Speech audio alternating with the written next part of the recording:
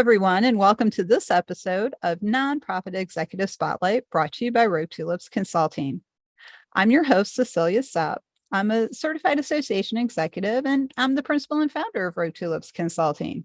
This occasional series features our nonprofit colleagues who are seeking their next opportunity. In this episode, we are really pleased to welcome Jennifer Baker, who has an MSW and a CAE, and she's here to talk about her passion for the future of the nonprofit management profession. Welcome, Jennifer, and please tell our audience a little bit about yourself. Thank you so much, Cecilia. I really appreciate this opportunity to join you today. As someone who's been actively involved in career management and workforce development for our sector, I love that you're doing this series. It's such a service. Oh, thank you. To the audience, thank you for tuning in. I'm a business-minded program management expert and a forward-thinking leader. And my array of association management experience and my real deep and sincere commitment to staying abreast of best practices and emerging trends makes me a Swiss Army knife professional. I can plug in and play in a lot of ways and really help contribute to organizations' vitality. And I'm able to help organizations develop and deliver meaningful, mission-aligned information, resources, products, and services. That's what I've been up to during my career and what I hope to continue to do in the future. And I'm really passionate about good stewardship and driving organizational excellence and connecting people and ideas.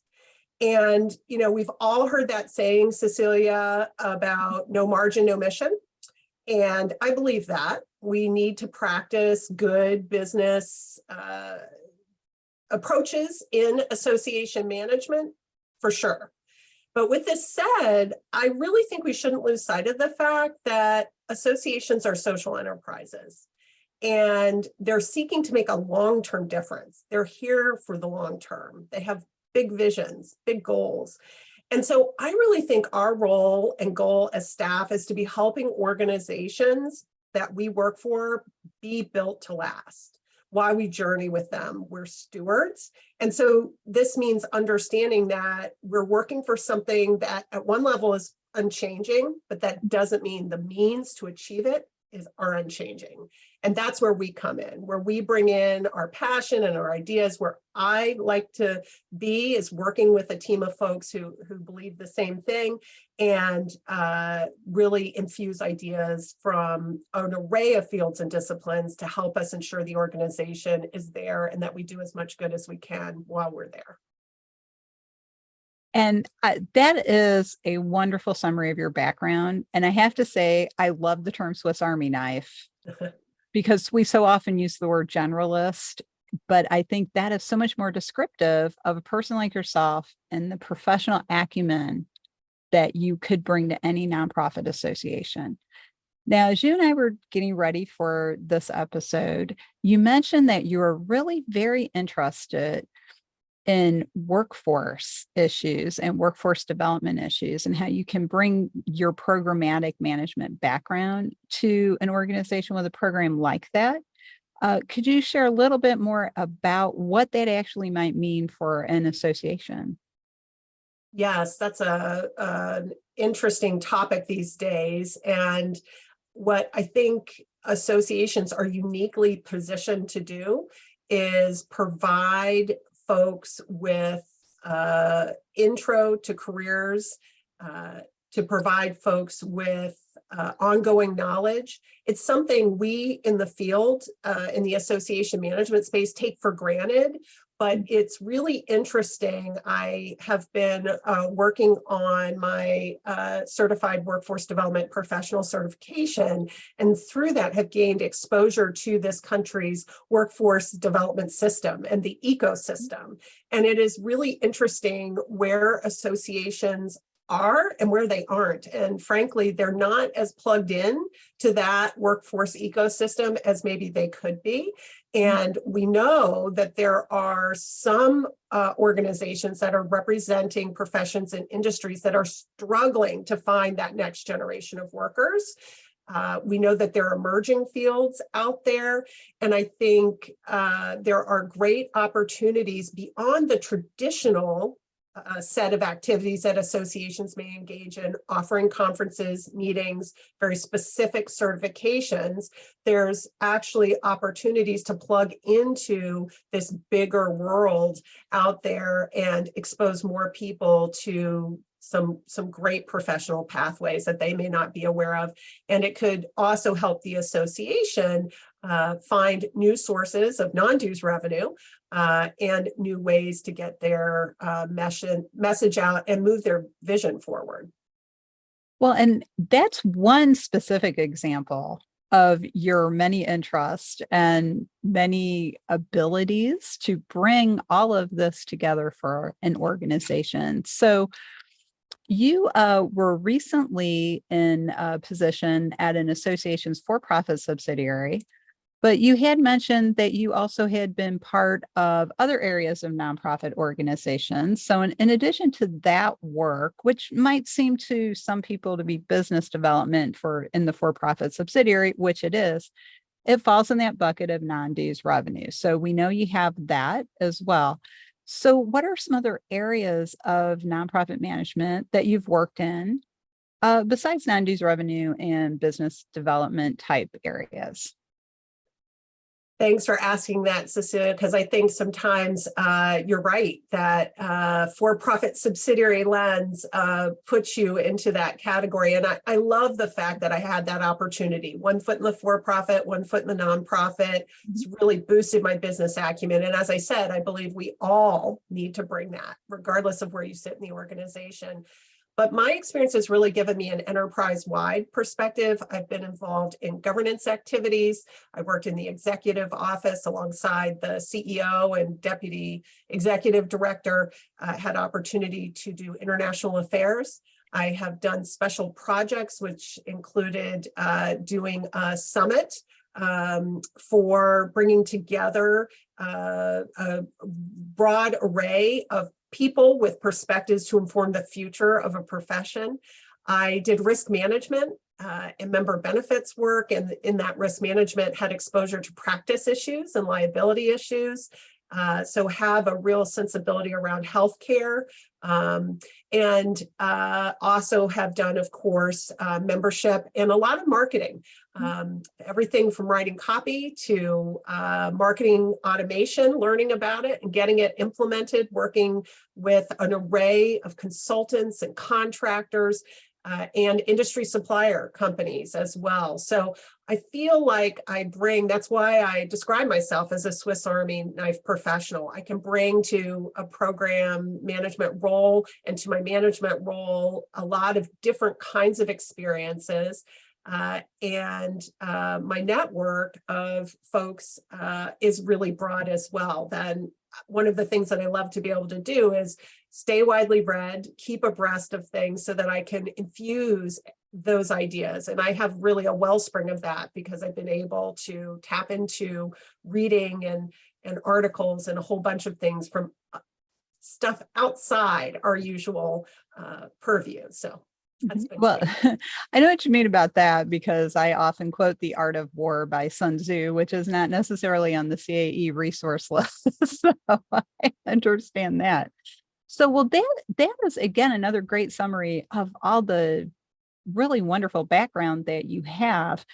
And what I see here is linkages between knowledge and skills, strategy and implementation. So could you talk a little bit about your approach to taking a strategy and not just knowing the strategy, but actually using that strategy and making something happen? Yeah, that's a really interesting journey to make to try and figure out. And I think that the key is to really deeply first understand the mission and what your bigger goal is, how it rolls up to that vision, and then taking that strategy and looking at it just as you would making a business plan. So really thinking about what are your resources that you're going to bring to bear? What are the audiences that you're going to serve? And coming up then from there with a value proposition that you can articulate, and then a project plan, and markers, milestone markers all along the way to really give you a sense of, is this something you can have a quick win with? Is it low hanging fruit, or is it going to require more of a lift? And thinking through the people, as I said, but also the resources and the budgeting for that. And if it's going to operate at a loss, is that okay? What's going to pick up the slack? How long are you going to let that happen? I find so often people have these great ideas, and they're lovely things to do, but nobody ever thought about, what's the net? Is there a net? Is it a loss leader?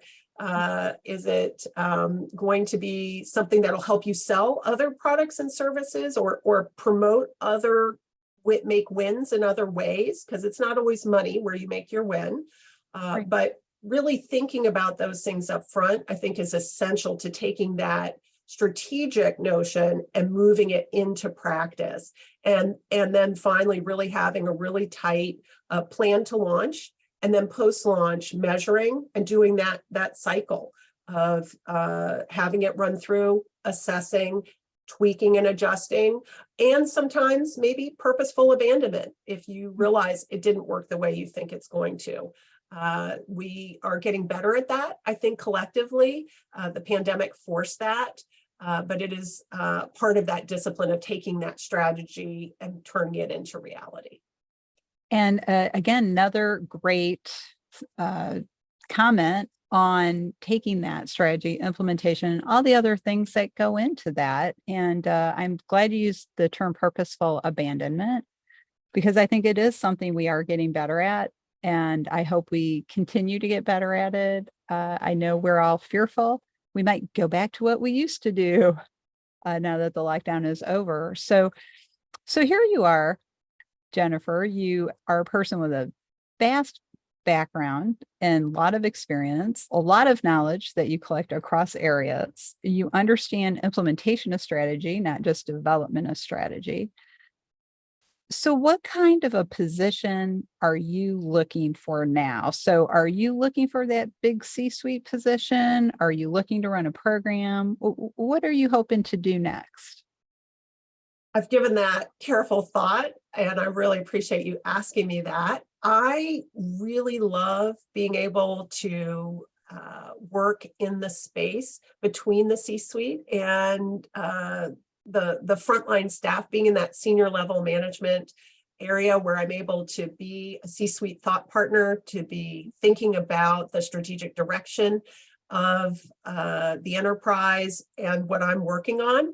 And I also love working with a team and colleagues, internal, external stakeholders, to actually do work and get that done. And so I'm looking for that senior level position.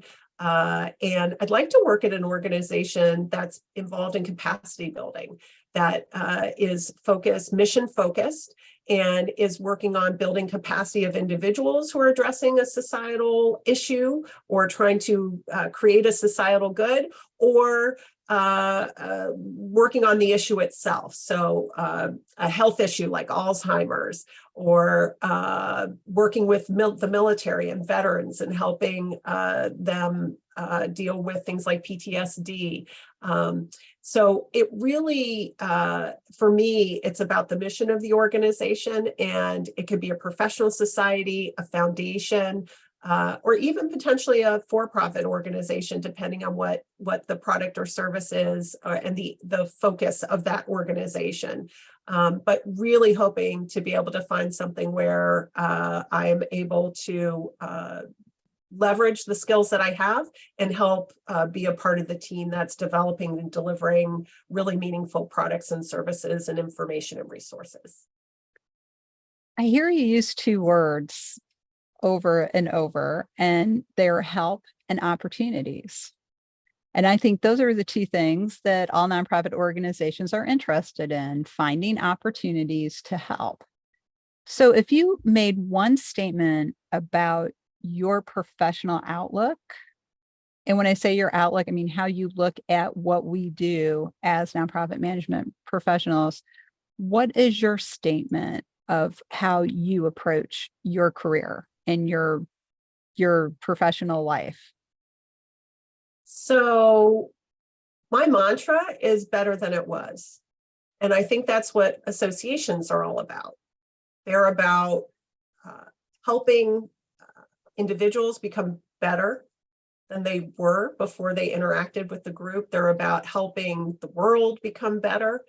And for me, it's a statement and a touchstone. It helps me remind myself that hopefully as I'm engaging, I'm bringing my best self, my best ideas to the work that I do, and I'm helping organizations while I'm there. And this aligns with the idea of being really an active steward. I'm not a passive steward, I'm an active steward, and I want to be somebody who helps make the organization better than it was. So hopefully, as so many of our organizations have celebrated 50 years, 60 years, 100 years, that there'll be staffs 100 years from now because we helped make them get there. And so that's really my guiding approach to how I do my work. And that is a fantastic vision for the future. Let's talk long-term visioning, folks. 100 years from now, there will still be these associations because Jennifer was here now helping build them and build their membership, build their profile in the community, get their marketing out, build their revenues so that they can have mission fulfillment. Jennifer, if somebody wants to hire you, add you to their team, or talk to you about joining their team, what is the best way to get in touch? There are two ways you can reach me. By email, it is jbakerjoy, Joy, @gmail.com, or find me on LinkedIn. It's under Jennifer Baker, CAE. And I look forward to connecting with folks. And if I can help you or your team, would love to hear from you. And Cecilia, thank you again. This has been such a fun conversation. I really appreciate you. Oh, you are most welcome. And you've been a really fun guest. So thank you for being on Nonprofit Executive Spotlight. Well, so audience, you've heard it right from Jennifer. She's got a vision for the future and is a long-term vision. She can bring knowledge, experience, strategy implementation, and team building in addition to capacity building. Somebody who knows how all of these things fit together is a rare find. So reach out to Jennifer and hire her before somebody else does. Thanks for joining us for this episode of Nonprofit Executive Spotlight. And we'll be back next time, unless everybody gets a job.